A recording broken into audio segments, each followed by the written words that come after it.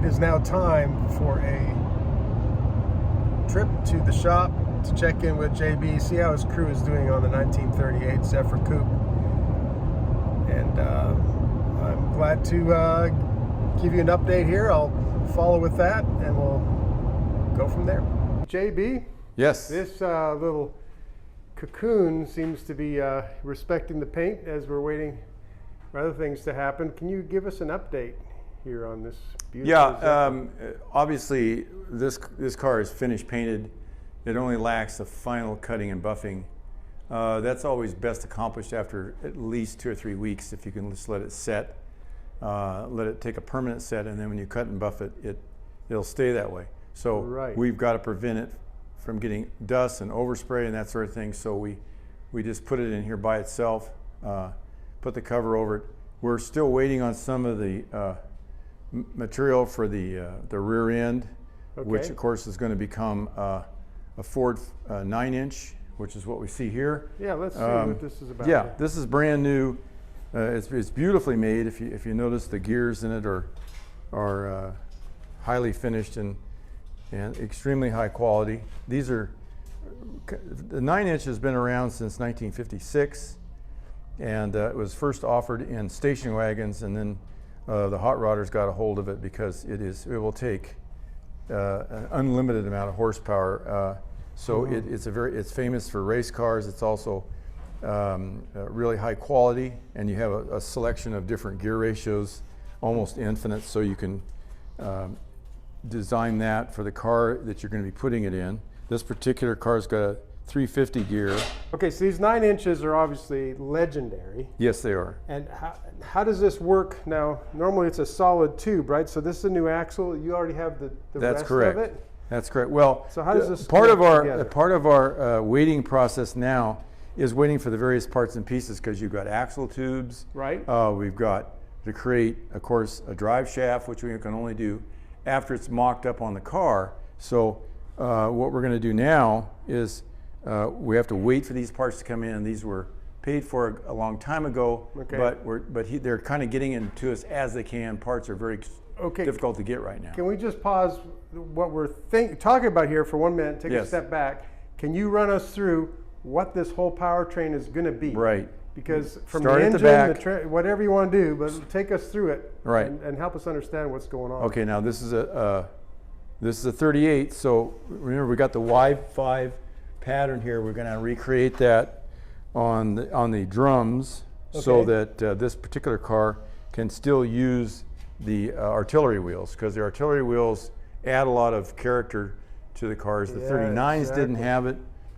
This is a 38, and so we're gonna have the artillery wheels, and that presupposes that we have to have this bolt pattern. Right. So using the artillery wheels, the original layout, means that you have to do some adapting to get this 9-inch rear. And this shows you the axle and the way it comes out, and then we have an adapter that goes on. But this is actually the beginning of it, and then the brakes are bolted to this, and the brakes and the brake housing is the one that has the wide 5 pattern on it. Okay, so this piece that we're familiar with seeing, right, is just an axle. There's an adapter that goes between that. Exactly.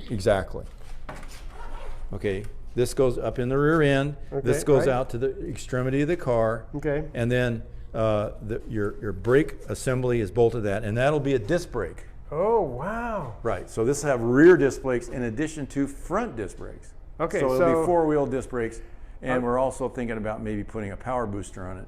So this will be a very modern driving car in a very beautiful old package. That blows my mind that you've got a way to do a exactly. Disc brake. Well, you've got to change out the rear end. Right. You can monkey with these old rear ends, and you can spend a lot of time and a lot of effort. We never throw them away. We always keep them. Right. In some cases, the owners ask for them back, and we give them back to them. Sure. We'll ship them out to them. We have a car overseas that's that way. Okay. And he wanted to keep the rear end, so we sent him a 9-inch assemblage. Yep. And he kept his rear end, so he can have it either way. Right. There is like we talked about earlier, there is a group that says keep them original. There's nothing wrong with original. Let's get that out of the way. I drive an original car every day. Right.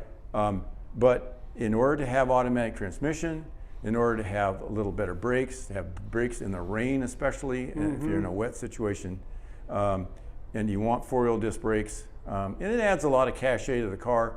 In the old days, if you did that sort of thing, it actually detracted. Now it adds. In fact, the most valuable cars that I've witnessed have been outfitted with this sort of thing. And I think it's just because people want to drive them now. They're tired of looking at them. Right. They want to take them out on the road because they're so beautiful friends out on the and family road. for a ride. Exactly. And you've got the safeties.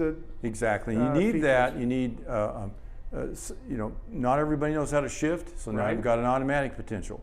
If somebody stops right in front of you, and I had it happen the other day, very frightening. Some guy pulled right in front of me, and I had to stand on the brakes. And the nose of that car, I locked all four of them up.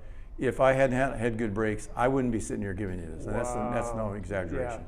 So it can save your life, and brakes is not something that you can take lightly, and we certainly don't take it lightly here.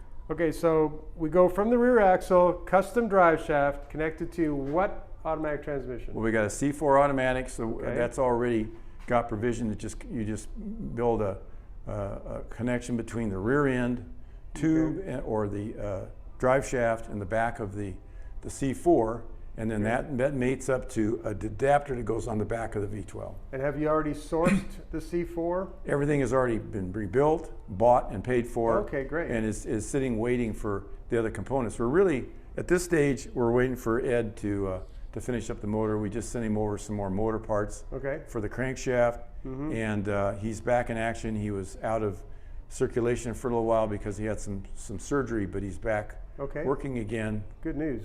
And yeah, because he's in his 80s, you know. Right. And so he sounds really good. He's healthy again. So we're encouraged that he's working on that engine and getting it, hopefully get it done fairly soon. Okay. As soon as that's available, then we can mock the entire thing up, set it in. From front to back, it all gets mocked up. Obviously, the drive shaft is the flexible piece. Exactly. That gets made at the tail end. Yep. And because it's just connecting the front of the assemblage with the back. Yep. So it's an indeterminate length. Excellent. And we need a little bit of slop in that as well. So. Now, as far as the update on this overall project, yes, 38. Yep.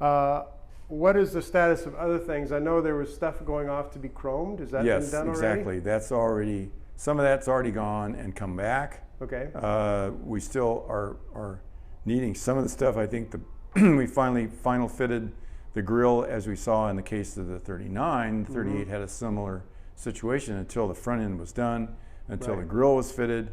There was no way we could get it plated. So now it's going to be going to plated. Actually, the two grills will go together to get plated. Okay, and if I remember right, you've got the interior work underway. That's right. The seat should be done fairly soon. Okay. Then we just have door panels, a headliner, and some other incidentals. So it's really come a long way. Right. Now the last part of it's a little frustrating because when you start seeing the car done, it's you want to get in and drive it because it's such a beautiful car. Right. But you got to kind of take some deep breaths and say, look, I need to do this properly. I need to go through all the operations, the lights, the brakes, all of the things that make a car functional. Certainly going to be the wiring and making sure the instrument panels. It's all going to have brand new wiring.